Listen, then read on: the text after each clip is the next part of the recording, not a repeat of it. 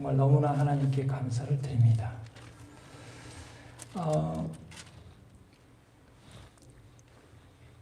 이 IT 기업들이요, 새로운 제품을 출시하면 그것을 발표하는데 굉장히 화려하게 신제품을 발표를 합니다.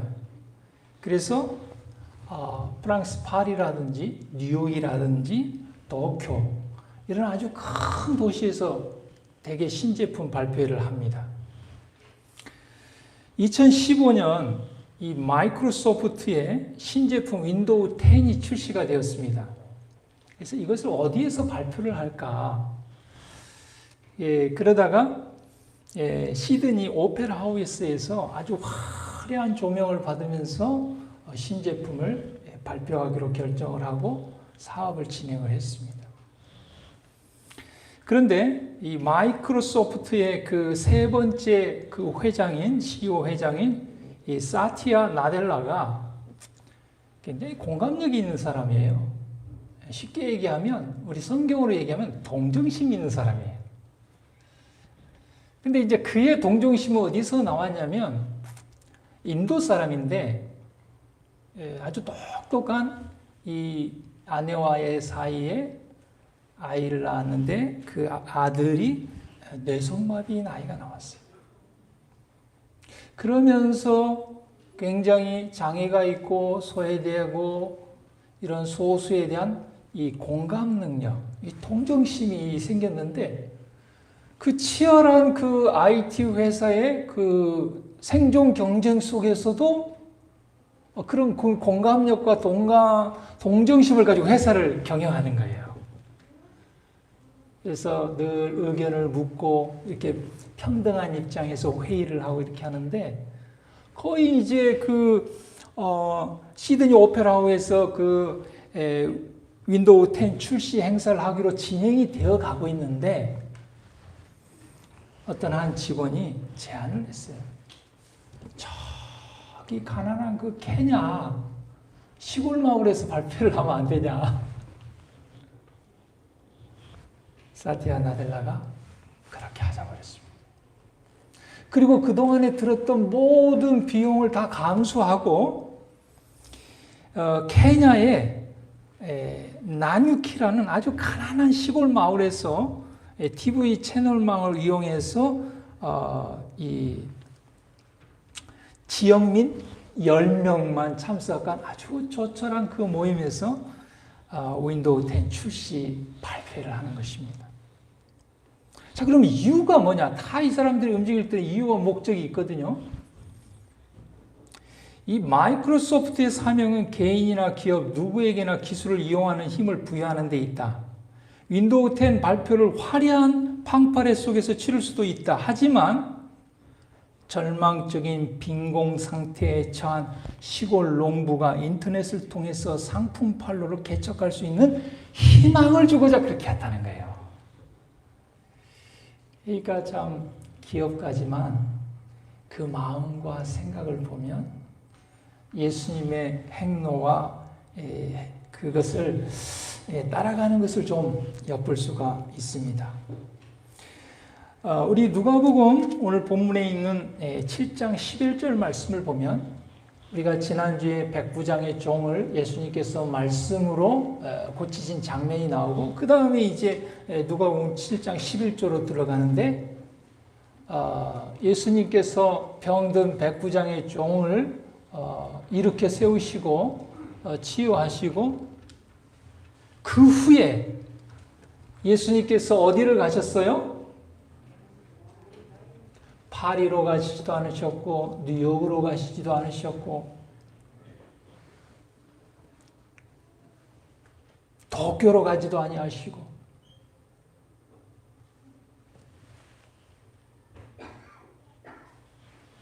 저 아주 조그만 나인성 그 성 이 마을로 그 행보를 옮기셨습니다. 참 저는 일주일 내내 이 부분을 묵상하면서 참 많은 감동을 받았습니다. 이 나인성은 가버나움으로부터 약 한 40km 떨어진 곳입니다. 가버나움은 이 갈릴리 호수의 근처에 있고, 이 남쪽으로 좀 이렇게 해서 그 고원, 이 산악지대를 이렇게 올라갑니다. 굉장히 좀 가파른. 자, 그런데 우리가 그 11절을 보면 예수님께서 그 행로를 나인성으로 가실 때 제자와 허다한 무리들이 동행했다고 그랬어요. 그러니까 예수님께서 가버나움에서 정말 이적과 기사를 행사할 때 많은 사람들이 예수님 무리에 모여들었어요. 그들은 굉장히 기대감을 갖고 마치 예수님께서 예루살렘에 입성할 때 호산나 다윗의 자손이요 하는 그런 찬양의 음성을 울린 그런 분위기가 연상되는 그런 분위기였습니다. 그런데 예수님께서 그 화려함과 그 치솟는 인기와 그 많은 무리들의 그 지지를 두고 40km 떨어진 그 나인성의 그 작은 마을을 향하여 그 행보를 정하셨다는 것이죠. 예수님을 따랐던 이 무리들은 어느 정도 기대를 했냐면요. 예수님께서 이스라엘 왕으로 곧 등극할 것이다. 이 정도로 기대를 했어요.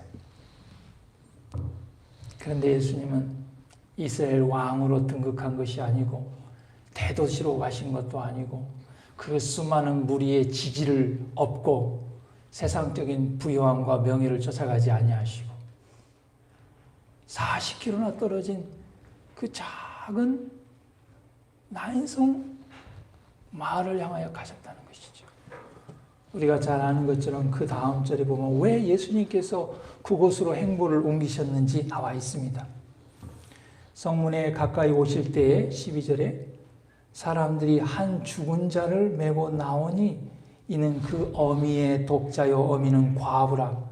그 성에 많은 사람도 그와 함께 나온다.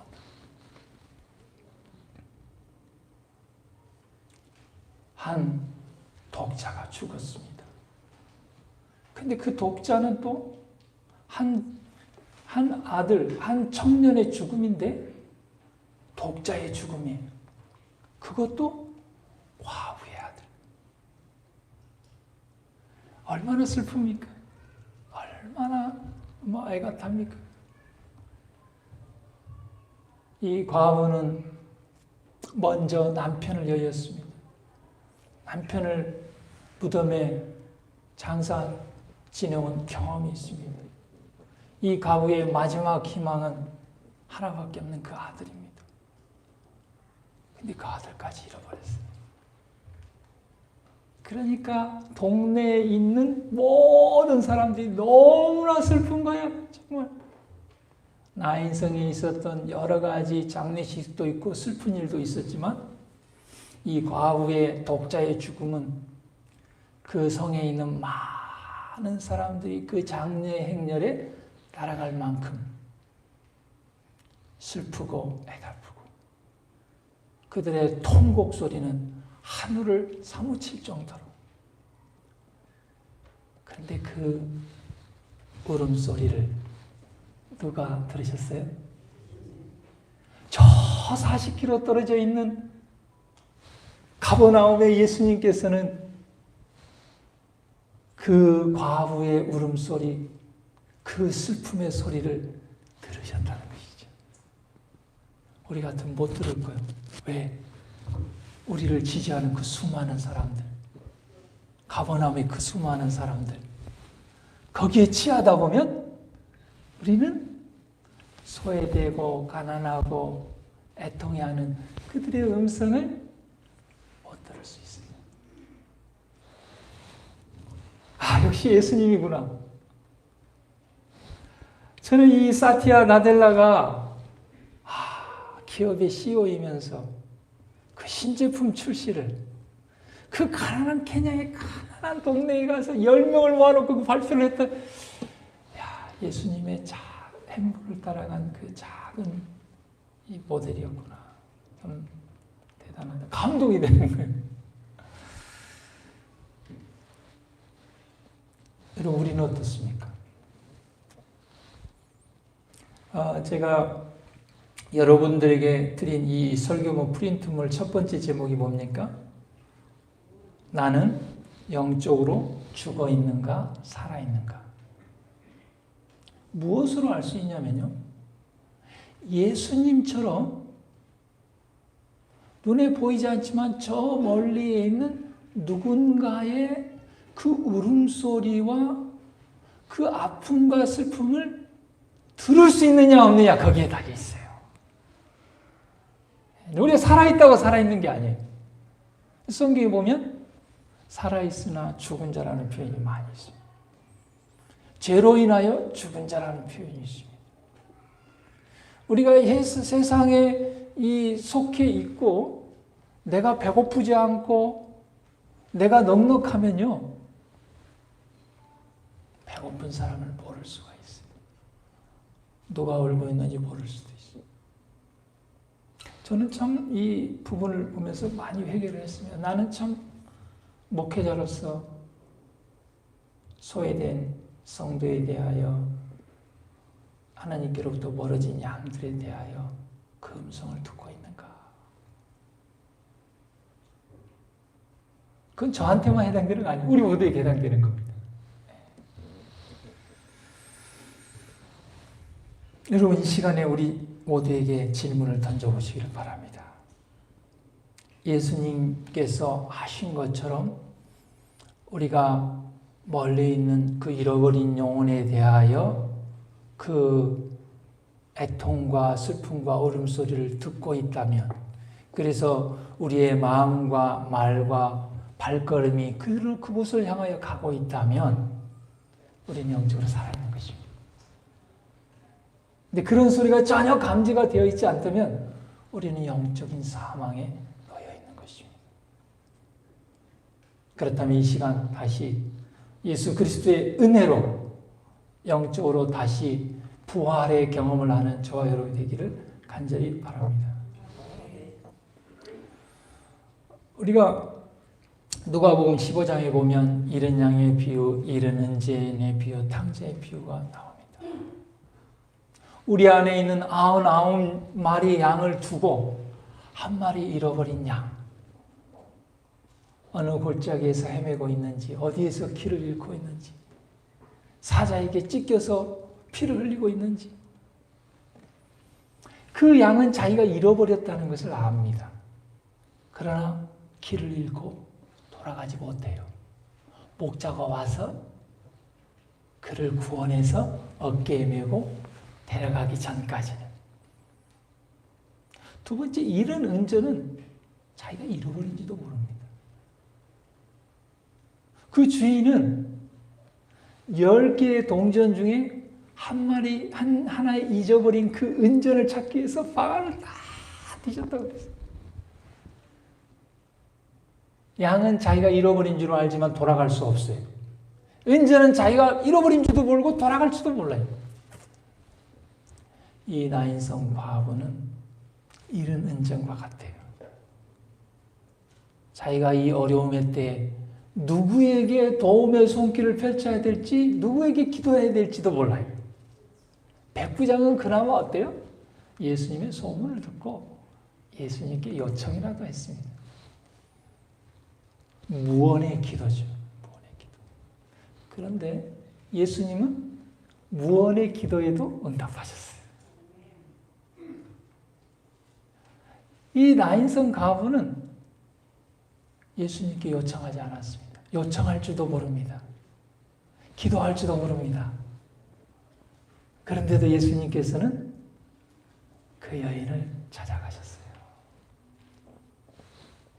어떨 때 우리는 하나님께 요청하지 못하는 무언의 기도를 들을 때도 있습니다. 오늘 이사야 연구에 그가 부르기 전에 내가 응답하겠고.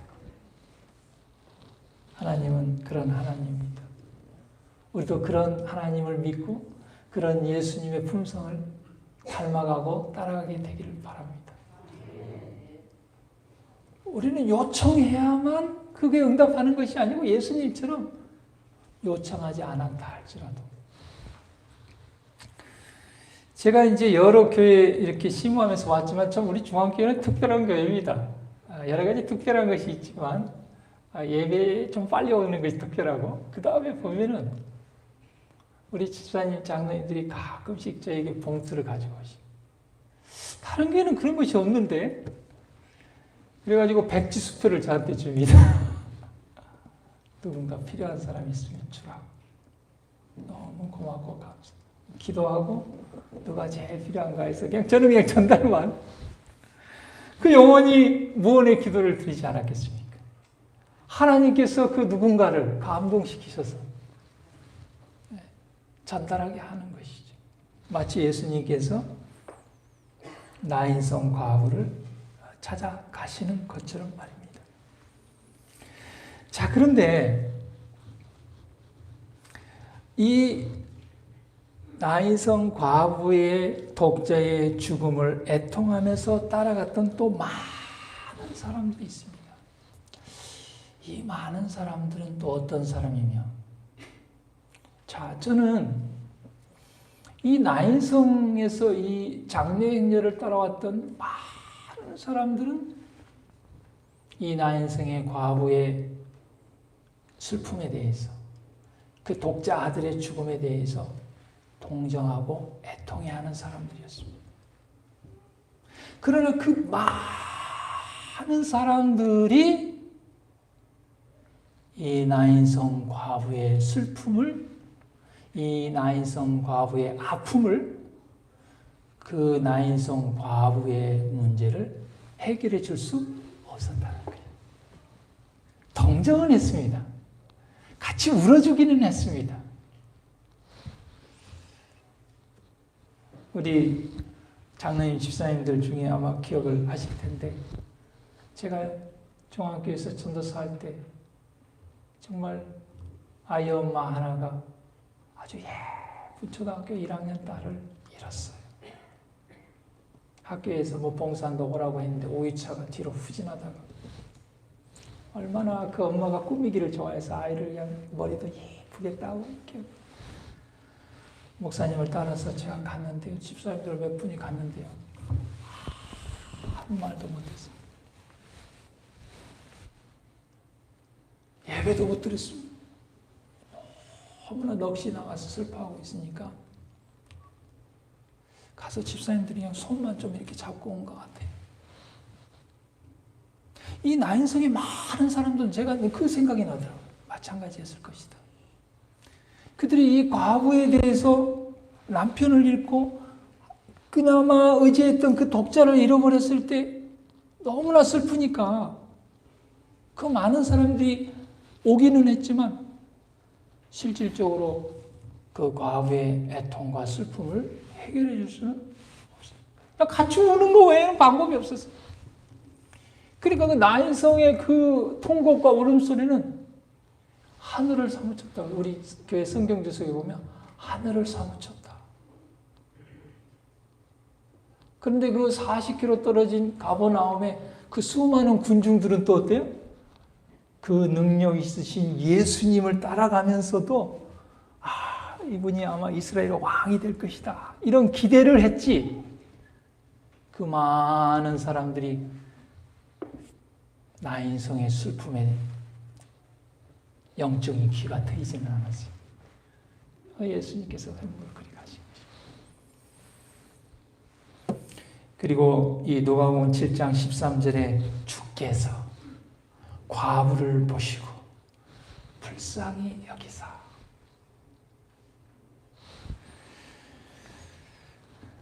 참 이 시대의 소망의 표현이 너무 좋아서 제가 좀 시대의 소망의 표현을 읽어보겠습니다. 과부가 예수의 계신 것을 알지 못하고 울면서 무턱대고 따라올 때 예수께서 과부의 곁에 가까이 다가가셔서, 참 예수님은 주님이시면서도 친구라는 표현이 맞는 것 같아요. 그냥 딱 서서 울지 마라. 내가 죽은 아들을 살려주겠다.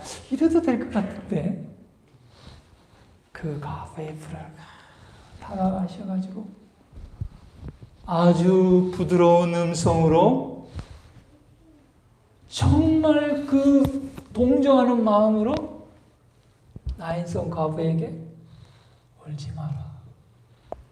울지 마라. 울지 마라 말씀하셨어요. 나인성에 그 많은 사람이 있었지만 그들이 그 과부의 슬픔을 동정하고 와서 같이 울어주고 따라가 주기는 했지만 울지 말라고 말할 수 있는 사람은 아무도 없었어요.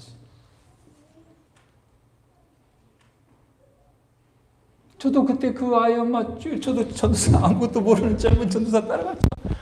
뭐 어떻게 그냥 가서 같이 그냥 눈물 흘리고 손 잡아주고 오는 거 외에는. 근데 예수님만이 가까이 가셔서 울지 마라. 말씀하신 그 예수님께서 이 시간 우리에게 오셔서 뭐라고 말씀하셔요? 울지 마라. 울지 마라 말씀하시. 사랑하는 성도 여러분, 나인성 과부는 마지막 의지인 독자의 죽음을 인해서 울었고 예수님은 다가오셔서 울지 말라 말씀하셨습니다. 우리 성도님들은 요즘 뭐 때문에 울고 계십니까?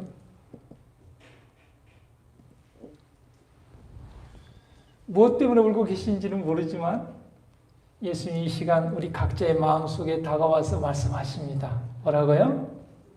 울지 마라. 울지 마라. 예수님의 명령 속에는 약속이 있습니다. 그냥 우리처럼 지나가는 말로 빈말로 울지 마 괜찮을 거야 그게 아니에요. 울지 말라 명령하신 그 예수님은 울음의 근원이 되는 죽음을 정복할 수 있는 권세를 가신 분입니다. 그리고는 그 다음에 14절에 보면 예수님께서 그 장례 행렬의 맨 앞에 있는 그 관에 가까이 오셔서 관에 손을 탁 댑니다. 여러분, 장례 행렬을 멈출 수 있는 사람은 아무도 없습니다. 죽음으로 가는 그 행렬을 멈출 수 있는 분은 아무도 없어요. 특별히 모세오경에 보면은 죽은 시체를 만지는 것은 7일 동안 부정하다고 했어요. 부정한 거하고 정한 것이 만나면 제가 소금은 없습니다. 하나 받은 거 있네. 부정한 거하고 정한 거하고 만나면 부정해집니까? 정해집니까? 부정해져요? 정해져요? 정해져요? 부정해집니다. 똥물하고 맑은 물하고 섞어놓으면 맑은 물이 됩니까? 똥물이 됩니까? 똥물이 됩니다. 그게 자연법칙이에요. 그게 자연법칙. 그런데 오직 유일한 분 한 분. 예수님만은 죄 없이 정하신 예수님이 부정을 만져도 예수님 부정하게 되지 않아요. 왜요? 예수님은 죄의 권세보다도 사단의 권세보다도 더 강하시기 때문에. 그래서 예수님께서는 그 관에 손을 대십니다. 그래서 장례 행렬이 딱 멈췄습니다. 장례 행렬이 멈추고 통곡 소리가 그치고 슬픔이 멈췄습니다. 여러분, 우리의 슬픔을, 우리의 울음을, 우리의 고통을 멈출 수 있는 건 누구밖에 없어요? 예수님밖에 없습니다. 여러분, 우리 주위에 많은 사람들이 있습니다. 저도 포함되어 있습니다. 여러분 주위에 있는 많은 사람 중에 저도 포함되어 있습니다. 나인성 과부의 옆에는 많은 사람들이 있었습니다. 그러나 그 누구도 그 장례 행렬을 멈출 수 없습니다. 이 과부의 울음을 멈출 수 없습니다. 누구만이요? 예수님만이. 관에 손을 대자 그 장례 행렬이 멈췄습니다. 예수께서 가라사대 울지 말라 말씀하신 예수님께서 그 울음을 그치게 할 수 있는 그 울음을 일으켰던 원인을 해결하십니다. 청년아 내가 내게 말하노니 일어나라. 그러자 이렇게 누워있던 청년이 눈을 탁 떴어요. 눈을 탁 떴어요. 그런데 우리가 성경에 보면 예수님께서 눈을 뜬 청년의 뭐예요? 손을 잡아서 일으켜서 어떻게 합니까? 그 엄마에게 줍니다. 그래서 그 아들과 엄마가 벌써 않고 슬픔이 기쁨이 되었습니다. 장례 행렬이 호산나 다윗의 자손이라며 찬양의 행렬로 다시 나인성을 향하여 되돌아갔습니다. 저는요 이렇게 누워서 가만히 성경절을 생각하면서 머리로 상상해 봤어요. 가버나움에서 오는 그 들뜬 사람들의 그 행렬, 나인성에서 나오는 그 슬픔의 행렬, 완전 정반대. 시베리아에서 온 찬 기류와 남쪽에서 온 따뜻한 기류가 온다. 누가 승리할 것인가? 그 애통과 슬픔과 사망이 그 기쁨을 삼켜버릴 것인가? 아니면 예수님께서 그 사망과 어두움을 삼켜버릴 것인가? 어제 저녁에는 가만히 생각하는데 여러분 그 차전놀이 알아요? 차전놀이? 뭐 겉싸움이라고도 하고 저희 이제 그 초등학교 다닐 때는 꼭 운동회 하면 마지막으로 하는 게 차전놀이에요. 이렇게 쫙 두 팀 청백으로 나눠가지고 막 으쌰으쌰 하면서 이제 옆에 메고 그 위에 한 명씩 타고 막 뒤에 따라가고 막 계속 막 올라가고 그래가지고 그 마지막 그 승리하는 팀이 이제 점수를 많이 얻어서 이제 최종 총점에 이렇게 승리하게 되거든요. 예수님을 따르는 가버나움에서 왔던 그 행렬, 나인성에서 그 죽음의 애통의 눈물을 흘리면서 오는 그 행렬이 딱 거기서 마주친 거예요. 나인성의 입구에서. 근데 그 중심이 있었던 예수님께서 어둠을 빛으로 물리치시고 생명의 말씀으로 죽음을 이기시고 사망을 삼켜버렸어요. 여러분 그 애굽의 10재앙 중에 보면은 그 하나님께 모세를 통해 지팡이를 뱀으로 만들었을 때 그 애굽의 그 마술사들이 자기들도 뱀을 만들잖아요. 그런데 모세의 지팡이의 뱀이 어떻게 했다고 그랬어요? 그 뱀을 삼켜버렸다. 생명의 근원이신 예수님의 말씀이 나인성에서 나왔던 그 수많은 사람들의 애통과 울음과 그 죽음을 삼켜버렸어요. 이런 역사하심이 우리의 삶 속에 경험되어지기를 간절히 바랍니다.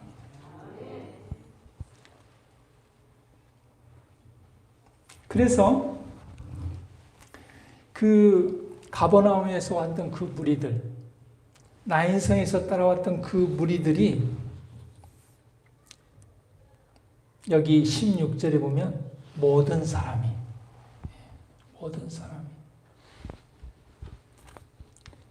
하나님을 두려워하며 하나님께 영광을 돌려가라되 큰 선지자가 우리 가운데 일어났다.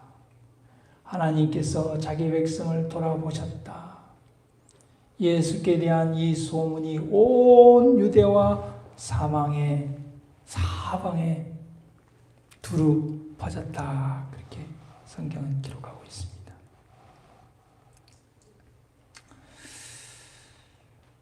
여러분, 다시 한번 우리에게 질문을 합니다. 나는 영적으로 죽어 있는가 아니면 살아 있는가? 성경에는 기록되어 있지 않지만 이후에 어떤 일들이 전개됐을까 한번 생각해 봅니다. 여러분, 나인성 과부의 아들이 죽음으로부터 부활해서 살아났습니다. 그러나 여전히 그 아들은 죽음의 권세를 완전히 벗어난 건 아니에요. 언젠가는 그 아들도 죽었을 것입니다. 언젠가는 그 과부도 죽었을 것입니다. 제가 신학대학원 공부할 때 지금은 대하신 김기고 목사님께서 신약을 이렇게 가르치시고 하시면서 특별히 이 장래에 대해서 이렇게 말씀하시기를, 우리 예수님을 믿고 성경 말씀과 부활의 소망을 가진 사람들은 너무 슬퍼하면 안 된다는 것. 만약에 정말 부활의 소망을 가지고 있다면 그것을 넘어서서 뭐라고 말씀하셨냐면요, 본인은 장례식을 잔치처럼 하고 싶다고 말씀하셨어요. 만장기를 이렇게 막 휘날리면서. 제가 그 말씀도 이렇게 생각하면서 아마 그 아들보다는 그 엄마가 먼저 돌아가시지 않았겠습니까? 그럼 그 독자가 엄마의 장례식을 치를 때 어떻게 치렀을까 한번 좀 생각해 봤어요. 어떻게 치렀을 것 같습니까? 성경에는 안 나와 있지만 본인은 직접 죽었다 살아난 경험을 했습니다. 그리고 엄마는 그걸 경험을 했습니다. 싸늘한 그 아들이 온기가 돌아와서 다시 살아나서 안기는 경험을 했습니다. 정말 이 말씀을 믿었다면, 진짜 예수 그리스도를 만났다면 그 엄마는 살아생전에 꼭 아들한테 그런 말을 했을 것 같아요. 아들아, 우리는 부활의 소망을 믿지. 내가 죽거들라 너무 슬퍼하지 마라. 장례식 너 그때 그 해일절 그렇게 하지 마라. 네가 살아났듯이 틀림없이 예수님 재림할 때 내가 살아나고 다시 만날 소망으로, 뭐 잔치처럼 하라고는 했을지 어쩔지 모르지만 그렇게 슬퍼하지 말고 정말 평화롭게 그렇게 해라 했을 것 같아요.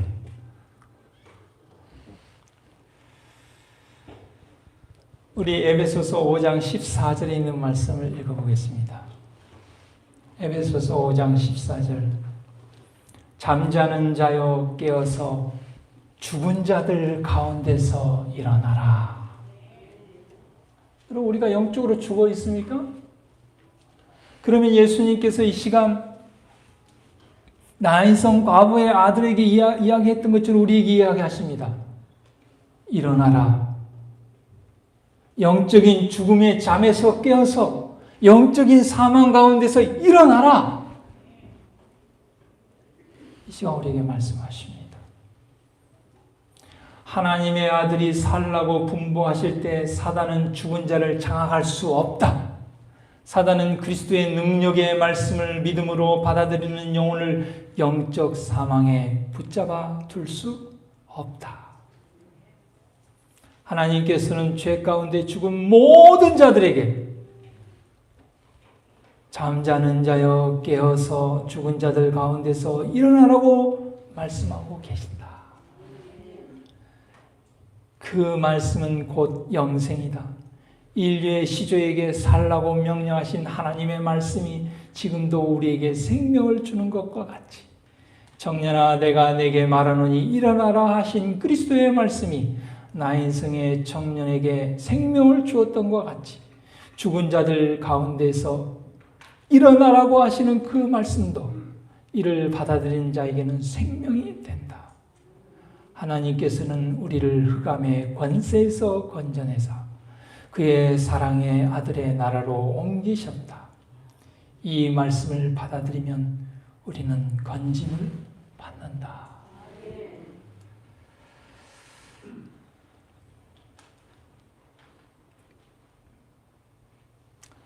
1980년 9월 20일 엘렌 화이트는 막내 아들 어린 허버트를 9월 22일 날 태어났는데 12월 14일 날 죽었습니다. 그 연한 가지가 부러질 때 우리의 심령이 얼마나 찢어지고 아팠는지는 자기의 귀여운 어린 자식의 뒤를 따라 무덤까지 가본 사람들 외에는 아무도 모를 것이다. 우리는 몰라요. 엘렌 화이트는 막내 아들 허버트를 9월 20일 날 낳았다가 12월 14일 날 잃었어요. 그래서 그 연한 가지가 부러질 때 심령이 찢어지는 것 같고 그 어린 자식의 뒤를 따라 나의 성 과부처럼 따라갔을 때에 그 아픔을 아무도 모를 것이다 그랬습니다. 그런데요, 1863년 12월 8일 16살의 큰아들 헨리가 또 죽음을 맞이합니다. 우리의 아름다운 명창이 무덤으로 내려갔을 때 우리는 그의 새벽 노래를 더 이상 들을 수 없게 되었다.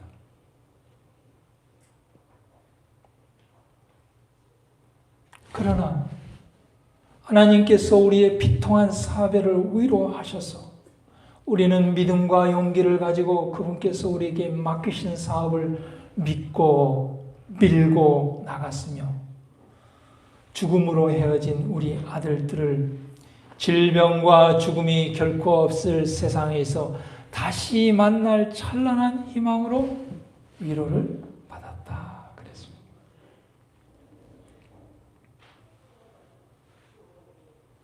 또 1881년 사랑하는 남편이 먼저 죽음을 맞이했을 때 엘렌 화이트는 또 이렇게 고백했습니다. 나의 맏아들 곁에 서서 그의 임종을 지켜보았을 때에도 나는 이렇게 말할 수 있었다. 주신 자도 여호와시요 취하신 자도 여호와시오니 여호와의 이름이 찬송을 받으실지니이다. 그리고 나는 그때 예수님의 나의 위로자이심을 실감하였다. 나의 막내둥이를 내 품에서 빼앗겼을 때, 그래서 더 이상 나의 곁에서 작은 머리가 베개 위에 놓여있는 모습을 볼 수 없게 되었을 때에도 나는 주신 자도 여호와시요 취하신 자도 여호와시오니 여호와의 이름이 찬송을 받으실지니다라고 말할 수 있었다. 그리고 그의 큰 애정에 내가 의지하고 살아왔던 분, 35년 동안 함께 일했던 그 남편은 여의었을 때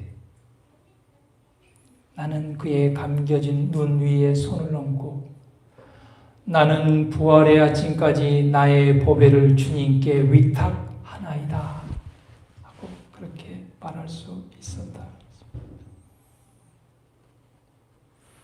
나는 사별의 슬픔을 격심하게 느꼈지만 부질없는 비통에 내 자신을 완전히 몰두하지 않으려고 애썼다. 그렇게 한다고 해서 죽은 사람을 되돌아오게 할 수는 없다. 그뿐 아니라 설사 그럴 수 있다 하더라도 인생의 투쟁에 다시 참전하도록 그의 평화로운 잠을 깨워 일으키고 싶을 만큼 나는 이기적이지 않다. 피곤한 천사처럼 그는 깊이 잠들어 누워있다. 나는 그의 안식처를 기쁨으로 바라보리라. 나와 나의 자녀들이 작고하신 그분에 대한 기억을 영원롭게 할 수 있는 최선의 길은 그가 하다가 남겨놓고 간 사업을 계승하여 예수님의 능력으로 그것을 발전시켜 완성하는 것이다. 우리 같으면 가버나움에서 참 잘 되잖아요. 믿는 사람도 몰려들고 교인 수도 들고 예수님의 인기도 올라가고 그러면 막 더 큰 교회도 지어가지고 막 거기서 그냥 크게 한번 대형 교회도 이루고 해볼 것 같은데, 예수님은 작고 작은 가난한 나인성으로 행보를 하셨단 말이죠. 정말 무언의 기도를 드렸던 그 가냘픈 여인. 그런데 그 독자의 그 부활의 놀라운 경험을 통해서 어떻게 했습니까? 예수님을 따라왔던 그 많은 사람들, 나인성에 나왔던 많은 사람들이, 모든 사람들이 다 하나님을 믿고 하나님께 영광을 삶을 살았다고 했어요. 그러니까 우리의 방법과 예수님의 방법이 너무 다르다. 우리는 우리의 욕심대로, 인간적인 방법대로 하다가 사업을 실패하고, 예수님은 확실히 하나님의 방법대로 하다가 궁극적으로는 성공하시는 것 같아요. 저는 엘렌 화이트 부인이 마지막 숨을 거두기 직전에 그 자녀들이 했던 말을 참 너무나 감동적입니다. 왜 내가 하나님을 향해서 선교하고 봉사하고 이렇게 했는데 왜 어린 자녀 둘을 데려가셨습니까? 왜 남편을 먼저 잠들게 했습니까? 왜 이렇게 가난하고 힘들게, 그렇게 원망할 수도 있었을 텐데, 다른 말 하나도 안 하시고 딱 한마디로 이렇게 얘기했어요.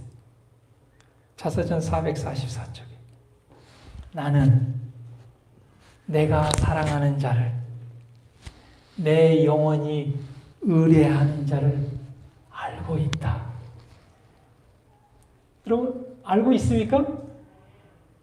하나님은 어떤 분인지 알고 있습니까? 예수님이 어떤 분인지 알고 있습니까? 그러면 다른 거 필요 없습니다.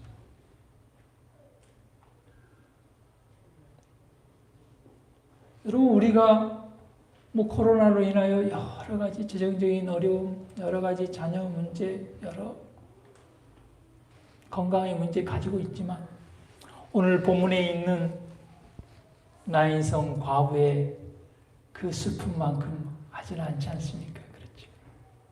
그런데 그 정말 가장 슬픈 그 슬픔을 정복하셨던 예수님께서 우리에게 오셔서 울지 말라 말씀하시고 영적인 사망으로부터 일어나라고 우리에게 말씀하십니다. 우리는 그분이 우리의 주님인 것을 알고 그분을 사랑하고 그분께 우리의 모든 문제를 다 의뢰하는 저와 여러분이